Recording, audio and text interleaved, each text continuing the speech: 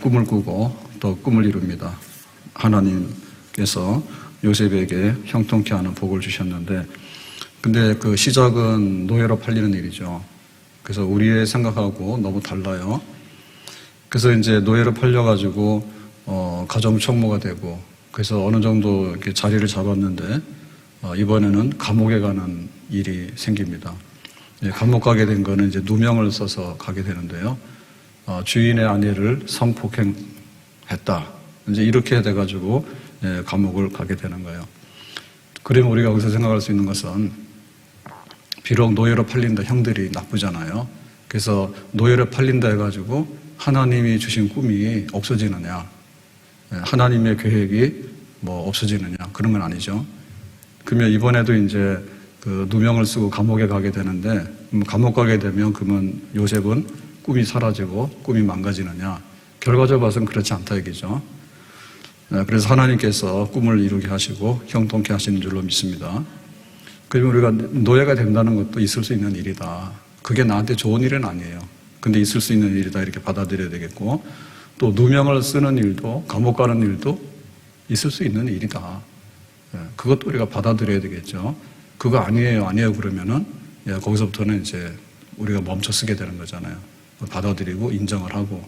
그러나 하나님께서 또 어떻게 그것을 극복하게 하는가, 우리가 거기다가 이제 초점을 둬야 되겠습니다. 자, 일어날 수 있는 일이다. 얼마든지 누명을 쓰고 감옥 가는 일도 일어날 수 있는 일이다. 14절에 보니까 이렇게 되어 있습니다. 그 여인의 집 사람들을 불러서, 이제 보디발의 아내죠, 그들에게 이르되, 보라, 주인이 히브리 사람을 우리에게 데려다가 우리를 희롱하게 하는도다. 그러니까 히브리 사람이라는 것은 요셉에 대한 얘기인데, 그 요셉의 출신은 히브리 사람이고 노예로 사왔잖아요. 그러니까 사실은 지금 여기 가정총무거든요. 가정총무면은 집안의 모든 일을 위임을 받았는데, 그러니까 그 부인이 이제 자기가 동침하자고 유혹을 했는데 뿌리치고 그게 안 됐잖아요. 그러니까 이제 그걸 비하하는 거예요. 그러니까 요셉을 이제 이렇게 누명을 씌우기 위해서, 얘는 원래 히브리 사람이야, 히브리 노예잖아 출신이, 그러니까 뭐 품행이 그렇겠지, 이렇게 해서 이제 그 나쁜 쪽으로 몰고 가려고 하는 그런 하나의 그 이렇게 낮춰보는 말이라 이렇게 보겠습니다. 우리를 희롱하게 하는도다. 희롱한다는 얘기는 이제 요셉이 이제 보디발의 아내를 유혹을 했다, 거꾸로 하는 거죠. 그러고는 이제 기회를 봐서 자기를 성폭행하려고 했다, 이제 이렇게 하는 겁니다. 그가 나와 동침하자고 내게로 들어오므로 내가 크게 소리를 질렀더니, 사실은 지금 같으면 CCTV가 있겠죠. 이게 완전 반대입니다. 요셉을 유혹하자 해가지고, 그 다음에 동침하자 해가지고, 그 다음에 요셉의 옷을 잡아당겼죠. 옷을 벗기려고. 그랬더니 이제 요셉이 도망을 갔잖아요. 그래서 사실은 거꾸로 하는 거죠. 요셉이 들어와서 자기를 성폭행을 했다. 완전히 그거는 보디발의 아내가 사실은 요셉에게 성폭행을 하고 했던 그런 겁니다. 여자들도 얼마든지 할 수 있겠다, 이걸 보면. 그러면 이거 왜 그랬을까? 왜 그랬을까? 이거는 적반하장입니다, 정말. 적반하장이라. 팔은 안으로 굽는다는 말이 있고요. 적반하장이라고, 완전히 뒤집어 씌워서 반대로도 할 수 있다. 이런 거를 우리가 여기서 보게 되는 거죠. 그거는 하나의 자기가 했던 일이 이제 되지 않음으로 인해가지고 화풀이 하는 거예요. 창피하잖아요. 자기가 이제 요셉을 유혹했는데 그 유혹한 게 안 되니까 좀 화가 나겠죠. 그래서 이제 해코지를 하는 겁니다, 해코지를. 그러니까 또 자기가 그런 일을 했다고 하는 것이 발각이 되면 큰일 나잖아요, 남편한테. 그러니까 이제 반대로 이제 누명을 씌우게 되는 거죠. 누명을 씌워서 자기의 그 수치심 내지는 자존심 상한 거, 그리고 앞으로 이루어질 일에 대해서 혹시 자기의 그 마음이 들키게 되면은 이제 가정이 파탄 날 거 아니에요. 그러니까 이제 오히려 이제 범인으로 몰아가지고 요셉을 어떻게 없애버리려고 하는 이런 거를 하게 되는 거예요. 자, 그러면 이제 판단은 누가 해야 되냐면 주인인 보디발이 해야 되잖아요. 남편이 해야 되잖아요. 자기 아내가 이렇게 막 떠드니까 요셉이 가정총무인데 굉장히 믿었잖아요. 근데 이제 자기 아내를 성폭행하려 했다, 그 미수에 그쳐서 도망갔다, 이렇게 얘기를 하니까 그 보디발이 그 왕의 그 경호대장이지 않습니까? 그러니까 나름대로는 굉장히 어떤 분별력도 있는 사람이고 판단력도 있는 사람이고, 그렇잖아요. 근데 일의 결과는 이렇게 처리가 되었습니다. 19절에 그의 주인이 자기 아내가 자기에게 이르기를 당신의 종이 내게 이같이 행하였다 하는 말을 듣고 심히 노한지라. 여기까지 우리가 이해가 가잖아요. 화가 나죠. 요셉이 그런 일을 했어? 내가 굉장히 믿었는데 어떻게 그럴 수가 있을까? 이렇게 해서 이제 화가 난 것까지는 우리가 이해를 할 수 있어요. 그거를 그냥 들었으니까. 그랬는데 20절에 이에 요셉의 주인이 그를 잡아 옥에 가두니. 그러니까 자기가 판단했겠죠. 맞아. 그러니까 이건 요셉이 잘못한 거야 라고 판단했기 때문에 감옥에다 가뒀겠죠. 그러니까 여기에 대해서는 우리가 알고 보면 사실이 아니죠. 사실이 아니에요. 그 옥은 왕의 제소를 가두는 곳이었더라. 요셉이 옥에 갇혔으나 그랬죠. 그러니까 이제 꼼짝없이 이제 요셉은 누명을 뒤집어 쓰게 된 거예요. 이건 또 왜 그랬을까? 이거는 아무래도 그 남편의 입장에서 볼 때는 부인 얘기를 듣지 않을까요? 부인 얘기를 듣지 않을까요? 그리고 또 자기 스스로도 그렇죠. 자기 스스로도 자기 아내가 집에 있는 그 가정 총무를 유혹을 했다. 이게 소문나면은 자기 좀 안 되잖아요. 그러니까 차라리 이 요셉이 행실이 나빠가지고 자기 부인을 폭행하려고 했다가 이게 미수에 그쳤다라고 얘기를 하게 되면 뭐예요? 자기 체면도 좀 쓰잖아요. 그러니까 아무래도 사람이라는 것은 이 객관적인 사실이나 이런 것보다는 자기 위주로 이렇게 하다 보니까 부인은 거짓말을 했고 남편은 그거를 믿는 척 해가지고는 그냥 요셉 하나를 없애면 되겠다 해서 감옥에다가 가두었다라고 하겠어요. 그러니까 일어나서는 안 되는 일이 사실 이렇게 일어나게 된 거예요. 일어나서는 안 되는 일이죠. 그러니까 사실도 아니죠. 그러니까는 세상은 얼마든지 이럴 수 있다. 상 받는 사람이라 해서 항상 상 받을 사람만 상 받는 건 아니더라. 와서 남의 공로를 거짓말로 해가지고 갔다가 상 받는 경우도 있고 가로채기 하는 경우도 있고 그렇잖아요. 그래서 이제 우리가 이렇게 컨닝한다, 속인다잖아요. 시험 칠 때. 그러면 남의 거를 갖다가 자기 걸로 하는 거 아니에요. 그건 나쁘잖아요. 그러면 이제 과제물을 내라 하잖아요. 과제물을. 그러면 과제물 내라 하면 갖다 베낀단 말이에요. 그거는 좀 양반이에요. 아예 과제물 내라 그러면은 이름 자기 것 딱 붙여가지고 그냥 갖다 내버리는 사람도 있어. 그러면 빌려준 사람 뭐예요? 빌려준 사람은 완전히 강도 맞는 거예요. 심지어는 그런 경우도 있을 수가 있는 거예요. 완전히 그게 뒤바뀌는 거죠. 그래서 우리가 영화 중에 7번 방의 기적이라고 하는 굉장히 많이 사람들이 보고 감동받았잖아요. 그 자기 딸을 대신해가지고 감옥에 갔잖아. 아버지가. 근데 그게 실제로 그런 사건들이 있다 해요. 실제로. 누명을 쓴 거예요. 누명을 쓰고. 그래서 뭐 화성 사건에도 보니까 정말 그 뭐 20년인가 감옥살이를 했는데 나중에 알고 봤더니 엉뚱한 데서 이 화성 연쇄살인범이 저지르는 거지 이 사람은 아닌 거예요. 그러니까 어떻게 경찰에서 조사를 하고 그 다음에 재판을 하고 이렇게 됐는데 그 아무런 죄도 없는 사람이 잡혀가서 살인죄를 뒤집어 쓰고 하루 이틀도 아니고 20년씩 감옥살이 해야 되느냐. 그럼 갖다 얘기를 계속 했겠죠. 그래도 안 듣는 거예요. 세상은 정말로 무정하고 세상은 때로는 거꾸로 돌아가는 것들이 많이 있겠다. 성경에 보더라도 예수님께서 십자가에서 못 박혀 죽으셨습니다. 죄가 있습니까? 죄 없어요. 빌라도도 그랬잖아요. 빌라도도 예수를 십자가에서 못 박아 죽이라고 자꾸 떠드니까 내가 아무리 봐도 이거는 죄가 성립이 안 된다고. 군대를 거느리고 반역한 것도 아니고 그렇다 해가지고 뭐 세금을 내지 말라고 선동해가지고 한 것도 아니고 니들끼리 뭔가 좀 이렇게 메시아냐 아니냐라고는 해석의 차이가 있는 것 같은데 그런 일이 어떻게 로마 법에 십자가형이냐고 말도 안 된다고. 그래도 사람들이 듣지 않았거든요. 그거는 그 바울에게도 마찬가지예요. 네, 바울도 3차 전도를 마치고 이렇게 예루살렘에 왔을 때 이방인을 데리고 성전에 들어가서 성전을 더럽혔다 해요. 안 데리고 갔어요. 근데 사람들이 그렇게 막 해가지고 소란을 피니까 꼼짝없이 그걸 뒤집어 쓰게 됐거든요. 그래서 재판을 하는데 천부장이 불러다가 말해봐라 그러니까 나는 이방인 데리고 들어간 적이 없다. 사실이란 말이에요. 근데도 그런 이제 혐의를 뒤집어 쓰게 됐고, 그 다음에 그 베스도 총독, 벨리스 총독들이 불러다가 재판을 계속 했죠. 그래도 바울도 얘기를 하잖아요. 내가 언제 그 로마의 법에 그렇게 처형을 받을 만한 것을 했느냐? 안 했다. 근데도 계속해서 그냥 이렇게 정치적으로 잡아두는 거예요. 그러니까 예수님도 그랬지, 바울도 그랬지, 세례요한 그랬어요, 세례요한. 세례요한이 참수형으로 순교했거든요. 목 잘라 뻔했단 말이에요. 누가 헤롯이. 죄 몫이 뭡니까?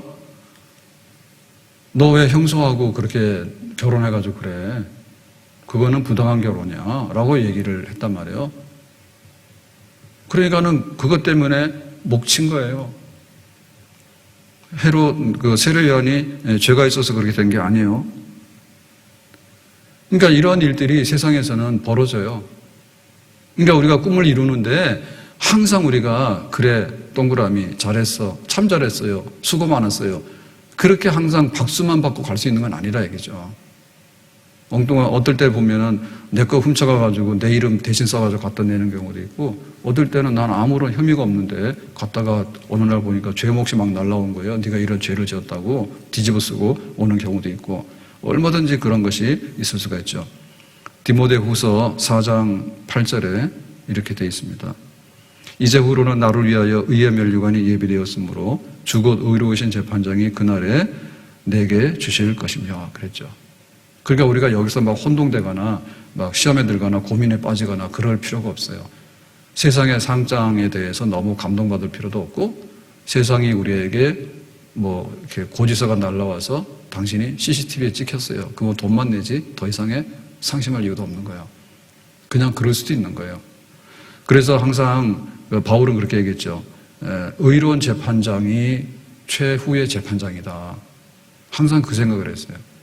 그러니까 사람들이 뭐라 한다 해가지고 뭐 좋아하고, 사람들이 뭐라 한다 실망하고, 그래가지고는 꿈을 이루지 못해. 나의 갈 길 다 가도록. 그 경주하는데 내가 마라톤의 마지막 결승점에까지 들어가서 평가받겠다. 그 생각만 해야지, 가서 뭐 조금 달리다가 뭐 다른 사람이 뭐라 하고 거기에 좌우되면 안 된다 그러죠. 의로운 재판장이 있다. 언제? 그날에. 그러니까 시간도 문제예요. 시간도. 그날이라고 하는 것은 더데이, 딱 정해진 날, 최후의 심판하는 날이거든요. 그래서 우리가 오늘 하루를 살면서 오늘 무슨 일이 있었는가를 생각하고, 또 한 해를 살면서 1년 동안에 무슨 일이 있는가 생각하는 게 맞죠. 그 다음에 역사적인 기록도 하잖아요. 그러면은 100년 전에는 어떤 일이 있었네, 이런 것도 기록하잖아요. 근데 중요한 거는 그날 하나님께서 모든 피조물들을 다 이렇게 올려놓고 심판하시는 그날, 백보자 심판, 완전한 심판의 날, 그날이 있다. 그러니까 그날을 항상 생각하고, 그 재판장은 의로운 재판장이다. 그때 나오는 결과는 틀림없이 바른 결과가 나온다. 이러한 믿음을 가지고 나갈 때 우리는 넘어지지 않고 시험에 들지 않고 굳게 서서 앞으로 나아갈 수 있는 줄로 믿습니다. 그럼 우리는 여기서 이제 이런 질문 던지는 거죠. 그런 일이 있을 수 있다. 그런데 감옥에 갔다. 감옥에 갔더니 하나님은 계시던가. 그거죠. 하나님은 우리와 함께 하시는 줄로 믿습니다. 우리는 좋을 때 함께해요. 그래서 친구가 누가 진짜 친구냐 할 때, 어려운 일을 당했을 때 옆에서 계속 떠나지 않고 있어주는 사람은 진짜 친구예요. 그건 진짜 친구예요. 근데 어려우면은 나 몰라라고 등을 돌리는 사람은 친구가 아니야. 부부간에도 둘이 평생에 하나가 돼서 살아라라고 약속을 했으면은 어려울 때 진짜 부부가 존재하는 겁니다. 아멘? 좀 어렵다 해가지고 등 돌리는 거는 함께 하는 게 아니죠. 그럼 뭐하러 약속을 했어요? 그러니까는 결혼식 자체가 이미 틀려먹었다니까요. 왜냐하면은 하나님께서 짝지어진 것을 나눌 수 없다라고 하는 것이 핵심이잖아요. 근데 호텔 가면 뭐하고, 또 주례자도 누구 세워가지고 웃기기나 하고, 뭐 자기들끼리 놀고 떠들고 온갖 거 다 하더라고. 근데 도대체 이 가정의 주인은 누구예요? 둘이서 무슨 책임을 줍니까? 둘이서? 황당한 일입니다. 둘이서 무슨 책임을 져요? 아무도 책임 못 져요, 서로. 나 먼저 살고 봐야지. 우리가 부부싸움 하잖아요, 말로. 대부분 다 기분 나빠서 하는 거예요. 처음부터 치명적인 건 없어요. 그냥 좀 기분 나쁘면 티격태격 하는 거예요. 그거 주도권이에요. TV 보는데 막, 옛날에는 이거 큰 싸움이었습니다. 지금은 안 그래요? 안방에도 TV 있고 거실에도 TV 있으니까 알아서 각자 알아서 하는 거예요. 안 되면은 뭐 핸드폰 보고 있으면 되지 뭐하라고 싸워. 근데 보면은 그 함께라고 하는 그것이 함께가 안 된단 말이에요, 그게. 근데 하나님께서 우리를 이렇게 궁궐에다 올려다 놓고 야, 네가 잘 살아. 그러면 하나님 나와 함께 하시네. 그러겠지. 근데 감옥에 누명을 쓰고 딱 들어갔어. 그럼 하나님 나와 함께 하시는가? 거기서부터 우리는 헷갈리거든요. 하나님은 감옥 안에서도 우리와 함께 하시는 줄로 믿습니다. 기쁜 일을 주실 때도 하나님이 함께 하시지만은 때로는 억울하고 슬픈 일을 당할 때도 하나님은 언제나 우리와 함께 하시는 줄로 믿습니다. 사망의 음침한 골짜기를 다닐지라도 하나님께서는 다윗과 함께 하신 것처럼 우리와 함께 하시는 줄로 믿습니다. 강이나 물이나 불이나 굉장히 불리하잖아요. 그 가운데도 하나님은 우리와 함께 하시는 줄로 믿습니다. 내가 너를 지명하여 불렀나니 너는 내 것이라. 아멘. 하나님께서 이렇게 약속해서 너는 내 것이야 라고 하면은 강이 나타나더라도 하나님은 모른다 하지 않죠. 때로는 불구덩이에 던져진다 하더라도 모른다 하지 않죠. 내 백성에 대해서 내가 함께 하겠다. 하나님께서 그 약속을 반드시 이행하시는 분인 줄로 믿습니다. 어려운 일 당할 때 나의 믿음 적으나 의지하는 내 주를 더욱 의지합니다. 감옥 갔다 해가지고 꿈이 없어지는 건 아니에요. 우리가 꿈을 잃어버리는 것이지 하나님이 준 꿈을 가져가는 건 아니에요. 감옥 갔다 해가지고 만사불통이 되는 건 아닙니다. 감옥 안에서도 엄청나게 형통할 수가 있습니다. 손양원 목사님은 무기수 됐을 때 신사점이 반대해가지고 청주교도소가 있었잖아요. 그때 그 감옥 안에서 너무 힘들었죠. 영양실조도 걸리고 뭐 동상도 걸리고 막 그랬는데 그때 어떤 은혜가 있었는가 하면 고난이에 오라. 내가 그 속에 든 축복을 다 받을 것이다. 그런 거 있었다고. 그렇게 견뎌내는 거예요. 고난은 육신적으로 고통스럽지만은 또 하나님께서 함께 하시는 하나님께서 이 고난을 통해서 나중에 주시는 그런 축복이 엄청나게 많이 들어있는 줄로 믿습니다. 달면 삼키고 쓰면 뱉어버리고 그렇게 하면은 우리의 꿈을 다 뱉어버리는 거예요. 우리가 형통한 길로 가는데 좋은 게 좋을 수도 있지만은 좋은 길로 가는데 벼랑 끝으로 떨어질 수도 있는 거예요. 넓은 길로 가지 말아 있어. 그러니까 우리가 좁은 길로 갈 때는 좀 힘들더라도 조심해서 좁은 길로 계속 가는 것이 형통의 길이고 꿈을 이루는 길인 줄로 믿습니다. 존 버년이 철로역정이라고 하는 아주 정말 좋은 책을 남겼잖아요. 성경 다음으로 많이 읽히는. 근데 이 철로역정이 어디서 탄생했는가? 감옥 안에서 나왔잖아요. 예? 복음 전하다가 저보다 가두니까 그러면 거기서 이렇게 내가 이렇게 억울한 일을 당하고 이제 나는 뭐 할 수 있는 게 없고 그렇게 하는 게 아니라 항상 전도했단 말이에요. 그러니까 전도하는데 사람들을 못 만나게 되니까 그러면 어떻게 할까? 내가 이거 책이라도 써가지고 이렇게 남기면은 이걸 통해서 또 많은 사람들에게 전도할 수 있지 않을까? 문서 선교죠. 그거는 감옥에 갇히는가 생각을 한 겁니다. 내가 막 돌아다닐 때는 책 쓸 시간이 없었단 말이에요. 그 사실은 존 버년은 다니면서 전도한 것보다도 감옥 안에서 남긴 책 때문에 죽었지만은 살아서 지금도 계속해서 복음을 전하고 있는 거예요. 아멘. 그리고 자기가 그런 고난을 받지 않았으면 천국 가는 길에 그 과정들을 묘사할 수 있을까요? 없지요. 세상에 내 마음대로 다 되는데 천국 가는 길을 우리가 어떻게 표현할 수 있겠어요? 천국이 보입니까? 안 보이잖아요. 바울도 그 빌립보 교회를 개척을 합니다. 빌립보 유럽으로 건너가서 빌립보 교회를 개척하는데 그때 감옥에 들어가잖아요. 여기 점치는 아이가 자꾸 시끄럽게 떠드니까 귀신 나가라 라고 했더니 귀신이 나가버려서 얘가 제정신이 돌아온 거예요. 그랬더니 누가 뿔났습니까? 주인이 뿔났죠. 자기가 돈 벌어야 되는데 돈줄이 끊어진 거잖아요. 그래서 화가 나가지고는 바울을 끌어다 고발했단 말입니다. 그러니까 재판도 안 받고는 때려가지고는 빌립보 감옥에다 가뒀다고. 그래가지고는 그날 바울이 기도하고 찬송하는 가운데 감옥문이 열리면서 하나님의 역사가 드러나잖아요. 그러니까 난리가 난 건 누구예요? 간수가 난리가 났죠. 죄수들이 다 탈출해서 나가본 자 죽어야 되니까 그래가지고는 이제 자결하려고 죽으려고 하니까 바울이 우리 도망갈 테니까 네 그만해라. 주 예수를 믿어라. 그러면 너와 너희 집이 구원 얻을 거다 해가지고 간수가 그 자리에서 무릎을 꿇고 구원을 받았어요. 그리고 집안 식구들에게 다 복음을 전해서 그날 그냥 다 세례를 받아버렸어. 그게 빌립보 교회가 개척된 거예요. 그러니까 바울이 빌립보 교회 개척을 할 때 나가서 막 이렇게 호텔 가서 밥 먹으면서 조찬 기도회 하고 이런 식으로 해가지고는 한 게 아니에요. 그러니까 이게 우리가 보면은 굉장히 정치색이 굉장히 강해가지고 앉혀다 놓고 가서 뭐 이렇게 막 그 기도회 하고 모셔다 놓고 이렇게 하면 되는 줄 아는데 결코 그렇지 않더라. 네. 오히려 옥중에서 복음의 씨앗이 떨어지게 되는 거죠. 옥중에서. 그리고 바울이 쓴 성경은 이렇게 좋은 환경 가운데 쓴 것도 있지만은 굉장히 많은 부분은 옥중 서신이 많습니다. 옥중 서신이 많아요. 그래가지고 디모데후서 같은 경우에도 순교하기 전에 로마 감옥에서 쓴 거고, 그렇죠? 그러니까는 그 감옥에 관해서도 내가 할 일이 없느냐 할 때 성경을 기록하는 그런 일을 하잖아요. 그리고 그 교회들에다 편지를 보내가지고 그 당시에는 이렇게 먼 거리를 왔다 갔다 할 수가 없었어요. 잘. 그러면은 빌립보 교회에다 보내는 편지, 혹은 골로새 교회에다 보내는 편지, 데살로니가에다 보내는 편지, 이런 편지들이 남아 있지 않습니까? 그러니까 그 서신, 목회 서신의 많은 부분들이 감옥을 배경으로 해가지고 활성화가 됐어요. 바울이 마음대로 다닐 수 있으면은 그 편지가 안 남았을 거예요.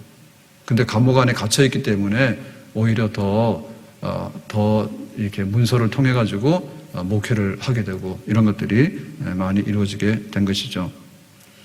그리고 바울의 생애를 볼 것 같으면 가장 결정적인 거는 이제 그 재판받는 일이잖아요. 재판받는 일. 바울의 그 많은 얘기는 활동하는 부분이 1차, 2차, 3차 선교 때 엄청나게 많은 활동을 했고 많은 복음 전파를 했는데, 근데 그 많은 부분의 배경은 결국에 또 감옥에 갇혔을 때 재판 과정에서 이루어지게 된 겁니다. 3차 선교 마치고 와가지고 체포됐죠. 그래가지고는 그 가이사라의 감옥에 2년 동안 있지 않습니까? 재판을 받는데 재판 지지부진하죠. 혐의 없는데 풀어주면은 유대인들이 폭동이 일을 것 같으니까 풀어주지도 못하고, 그러니까 재판만 계속 받는 거예요. 천부장이 불러다가 재판하고, 그 다음에 뭐 벨릭스가 불러다 재판하고, 그 다음에 또 후임 총독이 와서 베스도가 또 재판하고, 재판만 계속 하는 거예요. 그래가지고 재판하면서 변론하게 되면은 내가 어떤 사람이었고 내가 어떻게 복음을 전했고 이런 거를 낱낱이 드러낼 수가 있잖아요. 법정에서. 이 법정에서 그걸 계속 드러나게 되면 뭐냐면 그게 말하자면 변론이에요. 변론. 그러니까 이 변론이라고 하는 것은 그야말로 가장 이렇게 감옥에 갇혀 있을 때 법적으로 강력하게 할 수 있는 게 변론이거든요. 변론. 좋은 상황 같으면 그냥 안진병이 일어나라 혹은 예수 믿으세요 라고 하고는 갔을 거예요. 그거는 강력한 변론이 못 되거든요. 근데 법정에서 하는 변론은 굉장히 공신력이 있고 기록물이 남는단 말이에요. 그래가지고는 가이사라에서 2년 동안 갇혀 있을 때 그 변론을 하는 과정들이 바울의 그 간증 내지는 설교들이 엄청나게 많습니다. 그러고 나서 마지막에 로마 가서 이제 재판을 받으러 가는 거죠. 그것도 재판을 받는 과정이 엄청난 변론이에요. 과연 이 기독교가 로마 제국 안에서 인정을 받을 건가? 해서 처음에 로마 가서 재판을 받을 때는 인정을 받았어요. 별 문제 없다 해가지고 바울이 가택연금 상태에서 재판을 받고 그러다가 풀려났어요. 그래서 이제 4차 전도 여행을 하다가 나중에 이제 네로가 기독교를 대박해하기 시작하죠. 로마 화재 사건 이후에. 그 다시 잡혀가지고 순교를 하잖아요. 아무튼 간에 그 감옥 안에 들어가는 일은 불행한 일이지만 있을 수 있는 일이고, 그러나 그것 때문에 하나님이 우리를 외면하거나 내가 준 꿈이 이제는 끝났으니까는 무효다라고 하는 일은 절대로 생기지 않는다.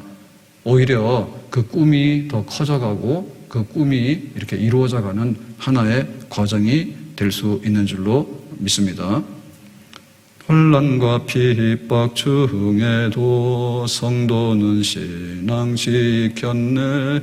이 신앙 생각할 때에 기쁨이 충만하도다. 아멘. 환난과 핍박이 있고 옥중에 매인 성도나 양심은 자유 얻었네. 이 신앙 생각할 때에 기쁨이 충만하도다.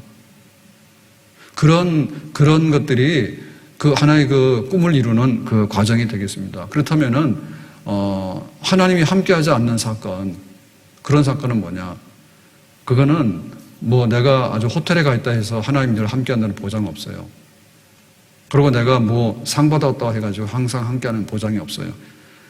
하나님이 우리가 함께하지 않는 사건은 뭐냐면 죄가 있으면은 함께하지 않고 죄가 없으면은 감옥 가도 문제 없어. 그런데 죄가 있으면은 감옥 안 가고 막 상장을 받아도 문제가 있어. 그러니까 하나님 앞에서 우리가 어떠한 상황 속에 있는가가 우리의 꿈을 이루고 안 이루고가 이루어지는 모든 것의 하나의 제일 중요한 잣대가 될 수 있는 줄로 믿습니다. 아브라함이 믿음의 조상으로 부름을 받았어요. 75세에. 그래가지고는 나이 100세가 돼가지고는 이삭을 얻었다고. 근데 그 이삭을 얻기 전에 하나님과 아브라함 사이에 관계가 끊어지는 사건이 있었거든요. 그러니까 내가 너에게 아들을 줄 것이고 큰 민족을 이룰 거라 했는데 아들이 없으니까 몸종 하갈에게서 아들을 하나 얻어버리죠. 그래가지고 그 사건으로 인해가지고 뭐냐면 하나님과 아브라함과의 관계가 어둠 속에 빠지게 되는 거예요. 그래서 나중에 이스마엘이 태어나가지고 자꾸 문제를 일으키니까 얘는 약속의 아들이 아니니까 해가지고 내보내고 나이 100세에 얻은 아들, 하나님께서 주신 아들이 이삭이에요. 아브라함 이삭 그러는 거지 아브라함 이스마엘이 아니거든요. 그러니까는 그 하갈의 몸에서 이스마엘을 얻어서 자기는 됐다라고 생각했지만은 하나님께서는 그거 아니라는 거죠. 그게 바로 어둠의 시간들이에요. 다윗의 생애에서 가장 어두웠던 시간은 뭐냐면 바세바 사건을 일으키고 나서 회개하지 않았을 때 그 시간들이에요.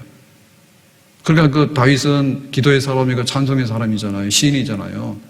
근데 바세바 간음하고 그다음에 그 남편 우리아를 죽게 하고 그렇게 해서 회개하지 못하죠. 처음에 다윗이 숨기잖아요.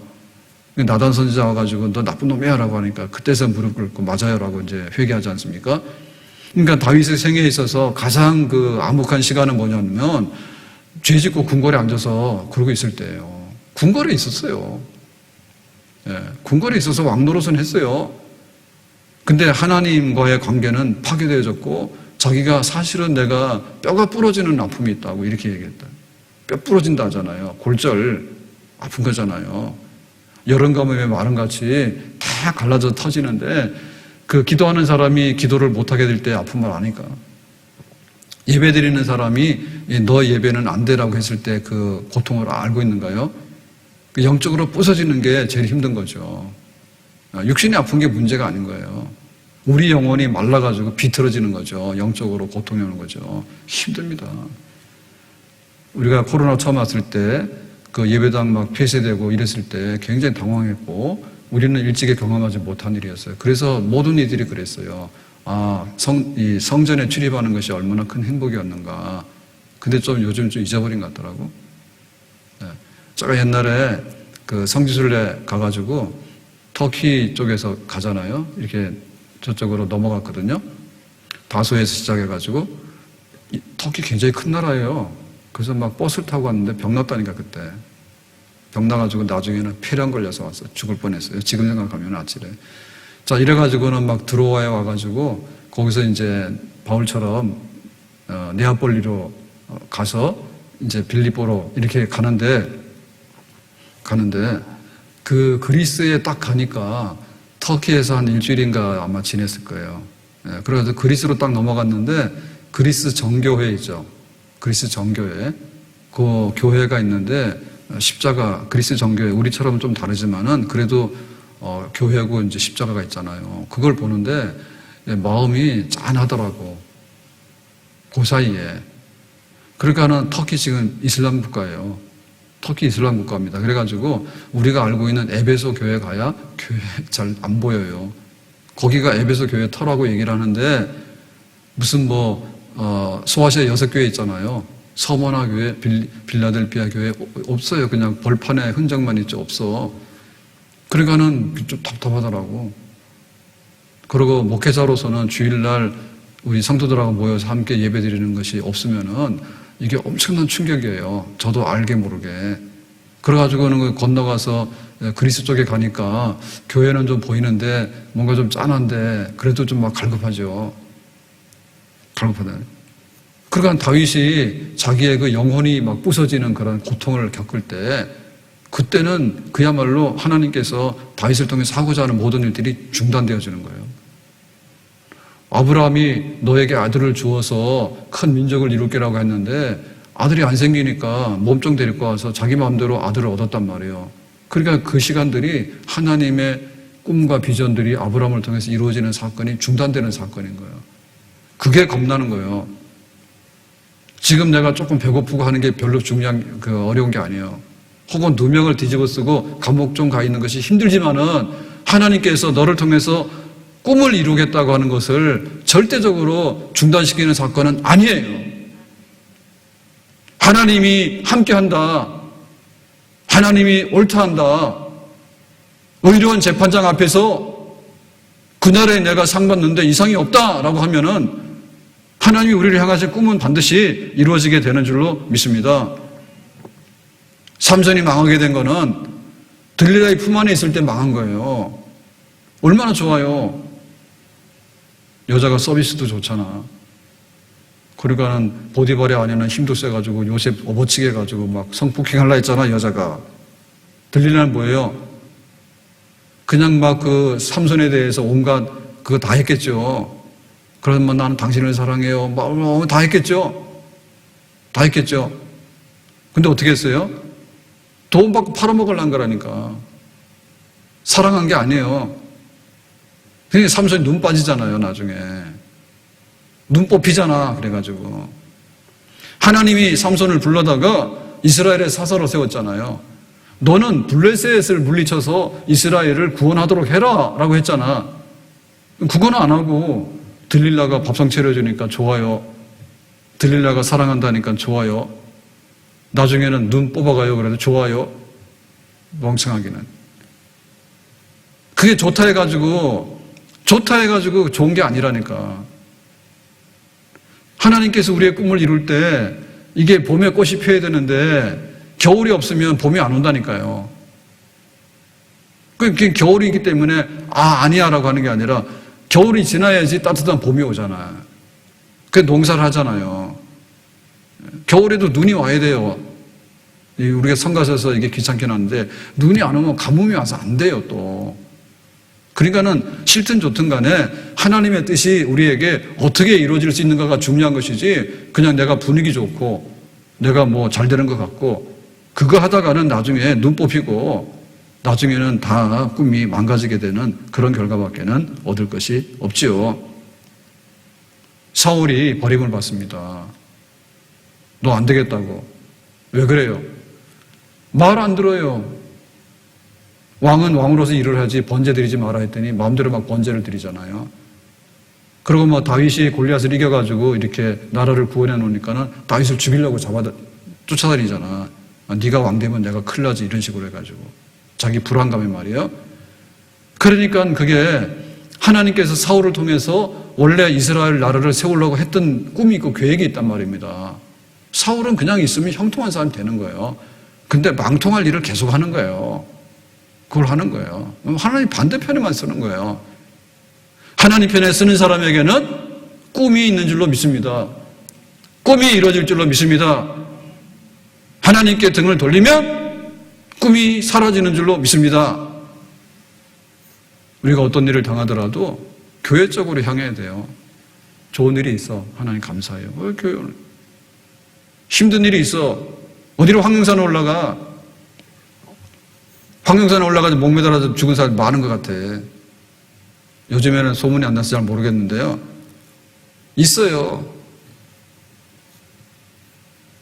너무 많이 사람 다녀서 요즘 잘 모르겠어요. 옛날에는 잘 안 올라갔잖아요. 학교도 없었죠. 뭐 없어가지고 이쪽에 다니기가 그렇잖아요. 간혹 가다가 목 매달아 죽었다니 거기. 저도 지나가면서 하나 봤잖아. 신고했잖아. 제가 신고하기 뭐 해가지고 방월 목사님이 신고하라. 왜 황룡산 올라가냐고 교회로 와야지. 어딜 가? 좋은 일이 있어도 교회 와서 감사하는 거고, 눈물 흘릴 일이 있어도 교회 와서 눈물을 흘려야지. 하나님이 눈물을 닦아주시지. 누가 우리 눈물을 닦아줘? 그런 사람 없어요. 그런 사람 없어. 부부간에도 아주 사이가 좋아야지 눈물을 닦아주지. 눈물을 흘리면 이거 너하고 안 살아 그러고 버리고 가더라고. 대부분 사람들 그래요. 좋을 때 헤어지는 사람 누가 있어? 봤어요? 좋을 때 헤어지는 사람? 아니에요. 한쪽이 힘들어 눈물 흘리니까 에이 너하고 징징거리니까 못 살아 그렇게 헤어지잖아. 하나님 절대로 우리가 눈물 흘린다 해서 우리를 징징거린다고 버리시는 하나님이 아닌 줄로 믿습니다.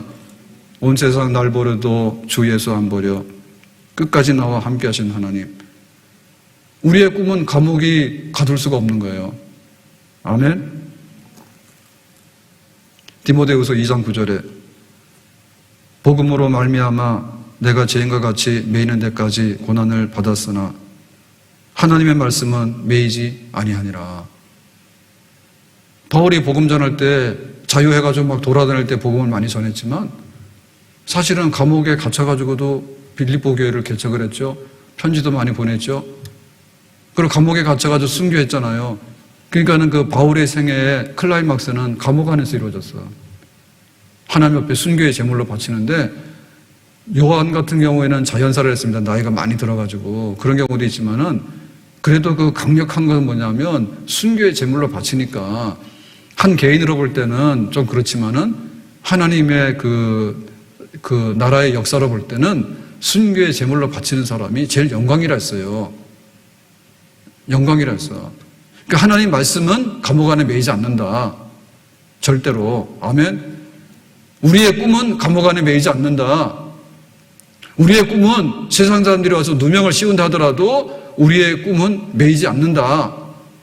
하나님께서 주신 꿈이 이루어지고 하나님이 우리에게 주신 사명들이 이루어지고 우리의 가는 길이 형통하게 열려질 줄로 믿습니다. 문제는 감옥 안에 있는 사람이 나오면 되는 사람이 형통한 사람이야. 근데 마지막에 여기 잘 다니다가 감옥 안에 갇히는 사람은 그 사람 불행한 거예요. 시작은 미약하지만은 마지막에는 심히 창대할 수 있잖아요.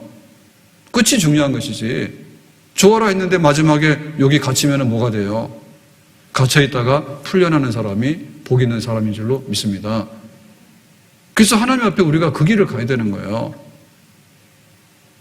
우리의 꿈이 이루어지는 데 있어서 지금 현실은 감옥에 갇히는 그런 어려움이 있지만 건전해가지고 꿈을 이루게 되면은 요셉이 애굽의 총리가 되는 거죠. 감옥 갔기 때문에 애굽의 총리가 되는 거예요. 요셉은 감옥에 안 갔으면 애굽의 총리가 못 돼요. 술관원장 만났죠? 그래서 꿈 해석하는 히브리인이 있다는 얘기를 들었죠? 바로이 건져냈죠? 만약에 그냥 요셉의 집에서 그 보디발의 집에서 그냥 적당하게 잘 살고 있었으면은 눈치 못 챘을 거예요. 꿈 해석하는 요셉이라는 그 눈치를 못 챘을 거예요. 근데 감옥에 갇히니까 그게 알게 되잖아요. 오히려 하나님께서는 만사 불통하는 것을 만사 형통으로 바꿔놓고 우리의 꿈이 자제되는 것을 꿈을 실현하는 순간으로 바꿔놓을 수 있는 그런 하나님이 되시는 줄로 믿습니다. 교회가 그렇단 말이에요. 교회가 세상 사람들이 볼 때는요 굉장히 답답하고 어려운 사람 총집합소가 교회예요. 그런데 그렇다 할지라도 우리의 부름은 미련하고 약하다 할지라도 하나님께서 은혜를 주시면 바깥으로 나가서 형통하고 세상에다 복을 전할 수 있는 사람은 교인밖에 없어요. 나를 위해서가 뭐예요? 나를 위하지 아니하고. 아멘. 세상이 거꾸로 돌아가고 있어. 나를 위해서 그만큼 했으면 됐잖아요. 치고받고 그만큼 했으면 됐잖아. 이제 뭐 해야 돼요? 나를 위하지 아니하고 너를 위해서, 나를 위하지 아니하고 이웃을 위해서, 나를 위하지 아니하고 하나님을 위해서, 내 배 터지는 게 아니라 하나님의 영광이 가져가기 위해서, 그것이 바로 우리들의 존재고 우리 교회가 가야 될 길인 줄로 믿습니다. 세상에 우리를 망가뜨리려 하지만은 하나님께서는 그런 연약한 자를 통해서 비록 감옥에 갇힌 사람을 통해서 풀어주면은 앞으로 꿈이 이루어지게 되는 겁니다. 내 세상이라고 내 꿈을 이뤘다고 날뛰고 다니는데 하나님께서 나중에 가두시는 거죠. 지옥이 뭐예요? 하나님께서 가두는데요. 하나님 없다는 사람 가둬놓으면 지옥이요.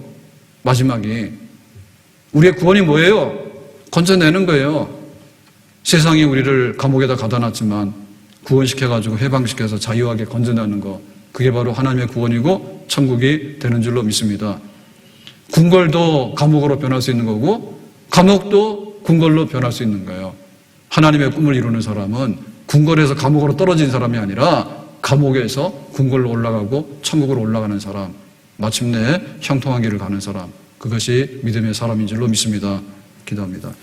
오늘 말씀과 같이 요셉은 또 한 번 누명을 쓰고 꿈이 좌절당할 것 같은 큰 고통을 받지만 그러나 감옥 안에서도 하나님께서는 함께 하시고 또 하나님께서 꿈을 이뤄나가는 과정을 계속해서 진행하십니다.